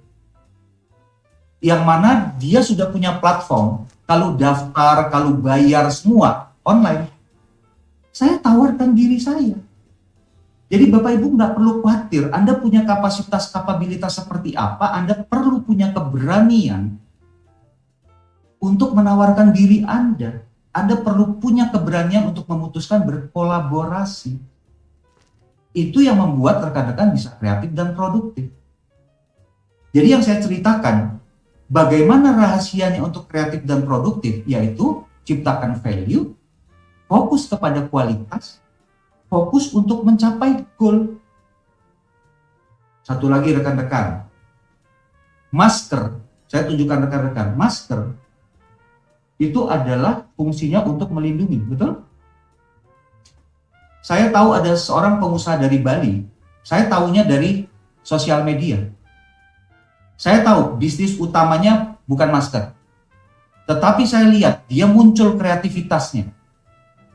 Dia membuat masker. Tetapi masker yang dibuat berbeda. Kenapa saya beli masker ini? Saya beli ada 2 set, ya, ini satu nih. Saya ada 6. Satu set isi 3, nih warnanya. Nih, ada 6 saya. Satu lagi nih. Saya cerita ke rekan-rekan, saya membeli masker ini selain saya ingin mendapatkan benefit untuk terlindungi. Saya suka karena apa? Ini terbuat dari tenun Bali. Bagus, saya suka. Maka saya beli. Jadi pengusaha ini dia tidak hanya menciptakan alat untuk melindungi, tetapi dia punya value. Value-nya apa? Ada nilai seninya. Dia buat story. Kenapa dia melakukan ini? Karena dia juga ingin memberikan kontribusi buat penenun, sehingga bisa berkolaborasi. Dan kualitasnya, aduh, keren banget. Dipakai itu pas banget. Nah ini fokusnya kalau kita mau kreatif dan kita mau produktif. Dan sekarang dengan berjalannya waktu saya melihat dia semakin cantik, dibuatkan box yang bagus banget. Dan saya lihat dia bisa menjual sampai ekspor. Karena apa? Orang di luar negeri beli masker ini karena apa? Ingin memberikan gift. Di packingnya itu bagus banget, menarik banget, luxury banget. Nah inilah rekan-rekan, Bapak Ibu. Kalau kita mau kreatif, mau produktif, fokus ke value. Nilai apa yang kita ingin berikan? Kualitas seperti apa yang kita ingin delivery? Dan goal apa? Nah, ini perlu higher level thinking. Kalau kita tidak melakukan higher level thinking, kita mau menuju ke sini, nggak dapat idenya. Masing-masing di antara kita perlu berpikir, perlu cari. Kata kuncinya apa? Kolaborasi. Kalau kita nggak ada resource, kolaborasi. Pada saat kita tidak punya uang untuk membangun platform online untuk bisnis kita, kolaborasi. Titip dulu barang kita ke marketplace. Gunakan marketplace. Karena marketplace adalah platform online yang kita bisa gunakan. Kita belum bisa buat e-commerce sendiri. Kita gunakan. Bisa, asal kita mau berpikir. Karena kita tidak mau berpikir, makanya kita akan ketemunya masalah. Seperti itu, rekan-rekan. Jadi, kalau kita ingin kreatif, ingin produktif, kembali lagi, fokus kita adalah fokus kepada value, quality, dan goal. Ukur diri kita, masuk ke dalam diri kita, kapasitasnya apa? Saya nggak mau rekan-rekan, Bapak Ibu, karena training dan coaching saya freeze, lalu saya jualan masker. Kapasitas saya bukan di sana. Yang saya lakukan gimana? Trainingnya sekarang offline-nya berkurang. Supaya ada online gimana? Carilah platform yang ada training online. Saya menawarkan diri. Pada saat saya menawarkan diri, saya presentasikan diri saya sebaik mungkin. Saya tunjukkan kualitas diri saya. Ya kalau saya presentasikan diri saya kualitasnya nggak bagus ya, yang punya platform juga mikir. Nah, ini kembali lagi. Kita fokus ke value aja, quality apa, goal apa. Dan saya yakinkan kepada Bapak Ibu, siapapun pasti ada challenge, ada tantangan. Tetapi pertanyaannya, kita mau nggak cari solusi? Kita mau nggak menemukan insight? Kita mau nggak mendapatkan wisdom? Demikian Pak Petrus. Baik, Coach Indra. 3M sudah kita lalui dengan value, quality, dan goal yang tadi sudah dibahas. Ada slide yang berikutnya mengenai tadi yang sudah Coach Indra berikan clue di awal mengenai framework dari AHA. Silakan Coach Indra. Nah, framework AHA ya, thank you untuk slide-nya. Framework AHA ini simple banget. Ini saya buat berdasarkan pengalaman saya juga. Jadi framework AHA ini singkatan dari Excellent High Level Action. Dan saya akan memberikan business coaching session, nanti Bapak Ibu bisa dapatkan informasinya dari panitia ya. Tujuan saya sebenarnya saya membuat ini adalah ingin mempermudah rekan-rekan dari apa yang saya jelaskan. Jadi framework ini saya buat berdasarkan pengalaman. Saya praktisi rekan-rekan. Saya memahami teori dan saya praktekkan. Bagaimana memahami teori ini supaya bisa teraplikasi. Jadi kata kunci dari framework AHA yang paling penting di sini adalah adaptive mindset.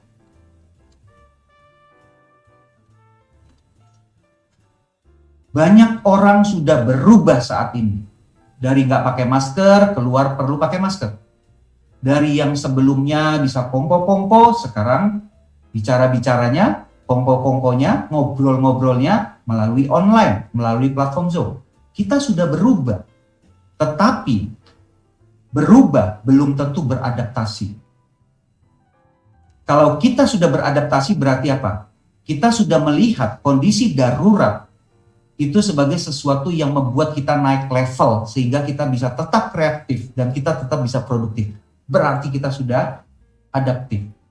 Tetapi kalau kita hanya berubah, belum adaptif, belum beradaptasi, berarti kita masih fokus di kekacauan, gejolak, rumit banget kondisi saat ini. Saya nggak ada uang, saya nggak bisa memulai bisnis saya, resource saya sudah habis. Pokoknya itu aja, fokusnya ke situ. Berarti sudah berubah, dipaksa oleh keadaan, tapi belum beradaptasi.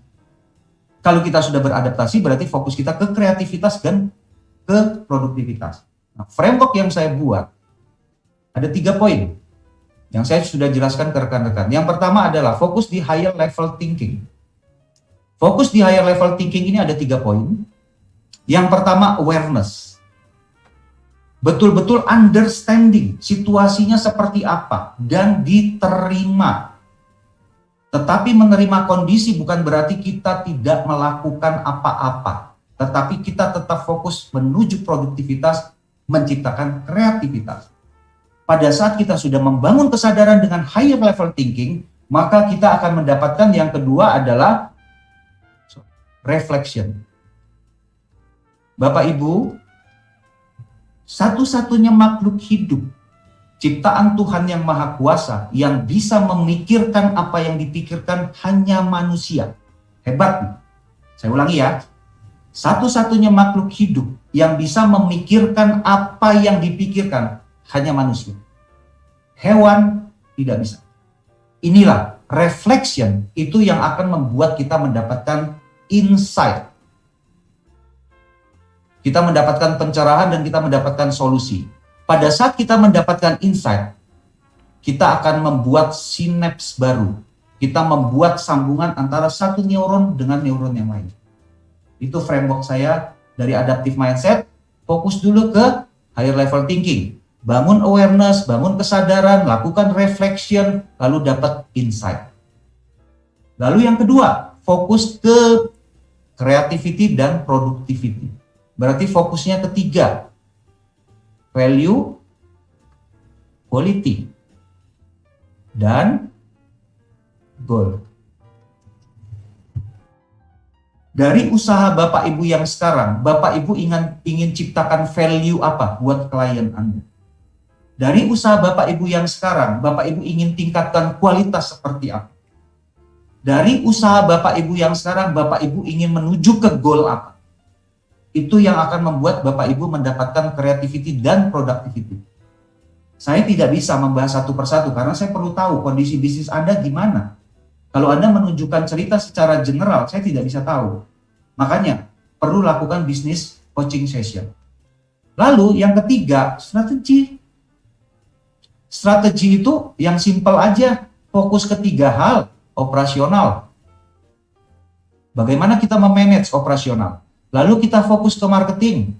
Kalau kita fokus ke marketing berarti kita fokus bagaimana barang kita dikenal, bagaimana jasa kita dikenal, bagaimana produk kita dikenal. Ada awareness, terdengar, dikenal. Itu marketing.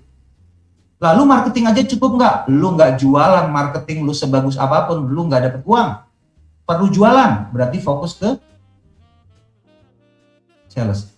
Jadi framework ini Bapak Ibu bisa gunakan supaya Anda bisa menciptakan produktivitas, Anda bisa menciptakan kreativitas, higher level thinking, lalu fokus value, quality, and goal, lalu pikirkan strategi. Operasionalnya perlu seperti apa? Oh, saya perlu berkolaborasi dengan platform online. Saya berkolaborasi aja dengan marketplace. Oh, saya perlu lakukan efisiensi seperti ini. Oh, saya perlu melakukan digitalisasi. And then, bagaimana saya melakukan marketing? Oh ya, saya mulai aja dari kenalan saya. Saya buat copywriting, saya buat sebuah informasi, lalu saya sharing ke teman-teman dekat. Dari teman-teman dekat, saya mulai merendahkan hati. Bro, tolong dong di-share juga ke teman yang lain. Saya ada produk ini loh, tolong dibantu ya. Saya izin ya, tolong dibantu. Marketing. Gak usah mikirin marketing yang susah-susah, yang membutuhkan modal banyak. Mau nggak kita menggunakan alat komunikasi kita untuk melakukan marketing? That's it. Lalu mulai pikirkan. Bagaimana setelah kita melakukan marketing terkonversi menjadi penjualan. Bapak Ibu tenang aja, tadi saya sudah tunjukkan kepada Anda, 60% tantangan yang kita hadapi itu dilakukan oleh whole brand kita. Tenang aja, yang penting apa? Kita lebih rajin aja deh. Saya di situasi kondisi darurat ya, rekan-rekan, saya bangun lebih pagi. Kerja lebih cepat, kerja lebih banyak, kerja lebih produktif. Karena apa? Fokus saya gampangan aja deh, saya lebih rajin aja deh. Orang rajin bisa menang dari orang pintar. Begitu Pak Petrus. Baik. Thank you. Memang di masa pandemi orang banyak berdiam di rumah, kurang bergerak, maka terjadi keletihan. Tadi Coach Indra sudah sampaikan di ujung, lebih rajin. Untuk bisa lebih rajin, Anda harus imbangi, jangan duduk saja, jangan banyak tidur saja, tapi juga banyak bergerak, melakukan kegiatan olahraga, banyak membaca buku, ya, untuk terus mengaktifkan, ya, banyak berkomunikasi dengan keluarga. Inilah kesempatan Anda lebih dekat dengan keluarga Anda di rumah, ya, dibandingkan dulu Anda mungkin suami istri sibuk, anak juga sibuk, sekolah dan lain sebagainya, waktunya ngeles di sana sini, ya, les pelajaran piano, les pelajaran ini. Sekarang semua stay di rumah, banyak komunikasi, tukar pikiran, ya. Justru mungkin di situ terjadi kolaborasi baru di antara anggota keluarga. Nah, ini satu slide lagi, Pak satu Petrus, slide ini, saya. yang terakhir ini yang merupakan sesuatu yang membuat kita menjadi lebih bersemangat. Silakan Coach Indra. Ya, satu slide lagi ya, silakan tampilkan slide saya. Rekan-rekan, pertanyaan saya, siapa yang yakin bahwa badai pasti berlalu? Kondisi darurat ini pasti berlalu. Siapa yang yakin? Anda jawab di dalam hati Anda. Pertanyaan berikutnya, pada saat badai sudah berlalu, diri kita menjadi orang yang seperti apa? Apakah diri kita masih tetap sama seperti sebelum badai, atau kita sudah berubah? Atau kita sudah hijrah? Atau kita masih sama seperti yang dulu? Kalau kita masih sama seperti yang dulu, kalau badainya sudah berlalu, kita berada di mana? Kita dan tim kita siap nggak? Itu aja. Badai pasti berlalu, rekan-rekan. Pasti. Saya sangat meyakini. Tapi yang selalu saya tanyakan kepada diri saya, kalau badai ini berlalu, saya sudah menjadi orang yang seperti apa? Jangan-jangan memang saat ini alam semesta sedang membentuk diri saya menjadi orang yang lebih baik, menjadi orang yang lebih humanis, menjadi orang yang lebih sosial, yang tadi Pak Petrus sharingkan kepada kita semua. Demikian materi dari saya, rekan-rekan. Thank you, Pak Petrus. Sama-sama, Coach Indra. Banyak sekali hal-hal yang justru sebenarnya membuat kita bukan lebih pesimis, tapi lebih optimis ya dengan adanya badai pandemi ini. Oke, dan inilah kita menghadapi kesempatan menunjukkan bahwa kita kuat dan tangguh dalam menghadapi ujian. Coach Indra, sudah ada 3 penanya. Untuk yang sesi kedua, ya, yang sudah masuk dan terpilih untuk bisa mendapatkan hadiah dari Procis dan dari Bareka. Oke? Yang pertama, Ibu Susianti dari Magelang, Jawa Tengah. Halo Bu Susi dari Magelang, Halo, apa kabar? Bu Susi. Ya. Selamat sore. Bu Susi menanyakan sebagai berikut, tantangan besar yang mungkin dihadapi sebagian besar masyarakat, ya ini kejenuhan. Karena menghabiskan sebagian besar waktunya dengan tinggal di rumah, ya, work from home. Oke. Bagaimana mengatasi kebosanan, kejenuhan saat pandemi COVID-19 ini? Apa tips produktif dan kreatif di masa pandemi? Coach Indra mungkin bisa remind lagi mengenai apa yang tadi sudah Coach sampaikan mengenai produktif dan kreatif. Silakan Coach, untuk Ibu Susianti dari Magelang. Terima kasih Bu Susi. Dari apa yang saya sharingkan, menurut pemahaman saya, pada saat diri saya jenuh, pada saat seseorang jenuh, berarti amigdala, otak emosinya sedang menghijack prefrontal cortex. Itu dulu poinnya. Lalu, pada saat kita mulai berpikir, apa yang saya bisa lakukan untuk mengatasi kejenuhan, berarti kita mulai mengaktifkan prefrontal cortex. Kita mulai ingin mencari solusi. Banyak banget yang bisa kita lakukan. Tadi yang Pak Petrus sharingkan, banyak baca buku, banyak lihat YouTube yang ide-idenya seperti apa. Cari informasi-informasi yang membuat kita bisa produktif dan kreatif. Kontak teman kita, ngobrol kira-kira apa kolaborasi yang bisa dilakukan. Banyak banget. Yang penting kita jangan hanya berdiam diri. Itu Pak Petrus kalau menurut saya. Banyak banget. Ya. Saya ada sharing sedikit saja dari menambahkan apa yang Coach Indra sampaikan, bahwa keletihan ya, yang sosial, keletihan sosial ini ada dibahas juga di Kompas bulan Maret tahun 2021. Bagaimana letihnya masyarakat menghadapi corona ya, yang keletihan itu malah kalau seandainya terjadi bisa membuat sakit tenggorokan ya, depresi, nyeri otot, kelenjar getah bening pada ketiak atau leher menjadi membesar dan sebagainya. Nah, ya, semakin sering mengisolasi diri, ya, tidurnya insomnia, jadi susah tidur ya, dan lain sebagainya. Nah, yang bisa kita lakukan tentunya haruslah apa? Kita harus rajin mengaktifkan diri. Tadi seperti Coach Indra sampaikan, melakukan berbagai komunikasi dengan teman-teman walaupun online ya. Kemudian jangan lupa tetap harus berolahraga. Ya, luangkan waktu setiap hari berolahraga. Ya, saya meluangkan waktu seminggu itu lari sekitar 40 sampai 50 km seminggu minimal ya. Jadi saya tetap mau berolahraga, tapi saya pilih waktunya di mana kondisinya sepi ya.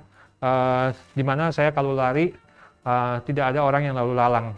Oke. Dan tidak perlu di tempat yang cari yang jauh-jauh, yang di sekitar rumah kita aja atau di dalam rumah kita ya. Jadi kita harus kreatif juga dalam memilih kegiatan kita. Dan jangan lupa membaca buku, ya itu akan membuat dengan membaca buku kita banyak sekali nanti timbul kreativitas karena membaca buku itu membangkitkan imajinasi, ya imajinasi yang dibangkitkan akan membuat otak-otak kreativitas kita terpicu lagi, ya di situ kita seakan-akan berkomunikasi. Makanya sebenarnya buku itu dibandingkan dengan gadget ya, di mana kita melihat langsung apa adanya, tapi dengan buku kita menginterpretasikan kata-kata yang ditulis oleh penulisnya ya, dan kemudian kita memikirkan kalau itu direfleksikan tadi seperti Coach Indra bilang, direfleksikan pada diri kita seperti apa cerita dari si penulis itu ya. Membaca buku-buku, Anda tidak harus baca buku yang berat-berat ya, bisa juga Anda membaca buku mengenai kisah biografi seseorang yang sukses, yang menarik hati Anda ya. Silahkan Anda pilih ya buku-buku itu. Dan buku-buku sekarang bisa dibeli, tidak harus di toko buku dengan buku yang baru. Anda bisa beli buku-buku yang mungkin bekas dipakai orang tapi masih kondisinya baik dan dengan harga yang lebih terjangkau di marketplace ya. Oke, itu kita sudah jawab pertanyaan dari Ibu Susianti di Magelang untuk penanya pertama. Sekarang ada penanya kedua, Coach Indra. Dari Ibu Dia Saraswati dari Kota Batu, Malang. Halo, Bu Dia. Ya, Kota Batu, Malang. Ini kota yang sejuk dan penghasil apel. Coach Indra, saya mau tanya, skill dasar apa yang bisa diasah saat usia sudah tidak muda lagi? Lalu bagaimana cara memunculkan ide-ide baru untuk memulai usaha atau bisnis agar dapat diminati oleh banyak kalangan? Apakah mindset seseorang yang selalu pesimis sebelum melakukan sesuatu bisa dirubah. Jadi orang ini gampang pesimis atau udah pesimis duluan. Apakah bisa dirubah mindset semacam itu sehingga menjadi orang yang kreatif, dan bagaimana caranya, Coach? Silakan Coach Indra. Ini pertanyaan menarik banget nih untuk Coach Wah, Indra. menarik ya. Dari Budia. Ibu dia pernah makan KFC, Kentucky Fried Chicken. Penemunya, foundernya adalah Colonel Sanders. Itu dia sukses. Nanti ibu cek di Google, dia sukses mulai usia berapa. Nanti ibu cek, ibu cari. Lalu, saya pribadi tidak pernah mengatakan diri saya tua. Saya muda terus. Ini belief yang saya tanamkan, yang saya install di dalam pikiran saya. Pada saat saya meyakini diri saya sudah tua, akan tua beneran. Secara biologis betul, saya akan bertambah usia. Organ-organ tubuh akan berubah. Tetapi secara mindset, saya selalu menginstal di dalam pikiran saya masih muda. Pada saat saya menginstal bahwa diri saya masih muda, nanti produktivitas, kreativitas itu ibu nggak perlu pikir jauh-jauh, nanti akan muncul sendiri kok Bu, kalau kita sudah memiliki mindset yang tepat. Nanti rekan-rekan saya akan hadiahi, saya berikan e-book saya. Anda download, nanti dikasih linknya dari panitia, rekan-rekan baca. Itu tentang topik mental block. Demikian Pak Petrus dari saya. Baik, Coach Indra. Terima kasih untuk jawabannya dari pertanyaannya Ibu Diah. Jadi Ibu Diah, usia itu hanyalah angka, tapi bukan semangat. Ya, jadi semangat kita tidak ditentukan oleh usia kita. Ya, semangat kita dengan orang yang masih muda tidak perlu kalah, bahkan kalau perlu lebih besar. Saya dalam membaca buku-buku mengenai maraton, pelari-pelari maraton dunia, banyak kok yang baru mulai maraton di usia 60-an, belajar maraton, dan di usia 80-an masih maraton sekitar 40 km. Saya aja belum tentu kuat ya, 40 km lari dibandingkan nenek-nenek yang usia 80 tersebut. Jadi itu bukanlah masalah usia. Coach Indra, ada pertanyaan yang ketiga untuk sesi Coach ya, dari Ibu Nur Purwaningsih di Tangerang. Halo Bu Nur. Oke Bu Nur, selamat sore. Selamat sore ya. Sesuai topik webinar kali ini, kita harus kreatif dan produktif. Dan saat ini digitalisasi sudah mulai terjadi di zaman modern. Berarti kita harus memanfaatkan aplikasi-aplikasi yang dapat menunjang jiwa entrepreneur. Bukan? Ya, pertanyaannya begitu ya. Oke. Untuk Coach Indra, boleh nggak minta tips bagaimana sih bisa menemukan potensi yang ada di diri kita dan bagaimana kita mengembangkan potensi tersebut? Silakan Coach Indra. Gunakan framework AHA. Yang pertama fokus di higher level thinking. Higher level thinking ada 3 poin. Yang pertama adalah awareness, kita menyadari apa kekuatan diri kita dan kita menyadari apa batasan-batasan diri kita. Kalau kita tahu kekuatan diri kita dan kita tahu batasan diri kita, bagaimana batasan-batasan ini kita buang. Yang kekuatan kita tingkatkan. Ini bisa kita dapatkan pada saat kita masuk ke dalam diri kita. Awareness. Setelah kita membangun kesadaran masuk ke dalam diri kita, nanti kita akan reflection. Manusia satu-satunya makhluk hidup yang bisa memikirkan apa yang dipikirkan. Kita melakukan refleksi. Oh iya ya, saya punya kekuatan seperti ini, tapi kok saya nggak lakukan ya. Saya punya kekuatan seperti ini, kok saya selalu minder ya. Selalu saya malu-malu ya. Nah, muncul. Lalu insight. Kalau saya begini terus, maka saya akan begini terus. Kalau saya tidak berubah, saya tidak beradaptasi, maka kehidupan saya seperti ini. Gunakan aja higher level thinking. Jadi, cara menggunakan higher level thinking, berikan waktu kepada diri kita untuk berpikir. Karena kita tidak sadar, kadangkala kita sudah lama tidak berpikir. Itu sharing saya. Terima kasih Coach Indra. Dengan demikian, kita sudah menyelesaikan penjelasan yang kita terima begitu luar biasa, banyak sekali hal-hal yang mungkin Anda baru tersadarkan bahwa selama ini Anda terlalu larut di tempat yang salah atau di tempat yang kurang tepat.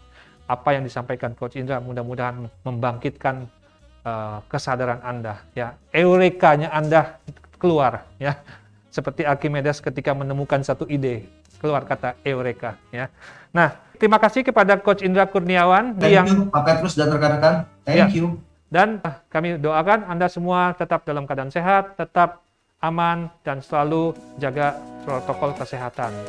Sampai jumpa di acara yang berikutnya.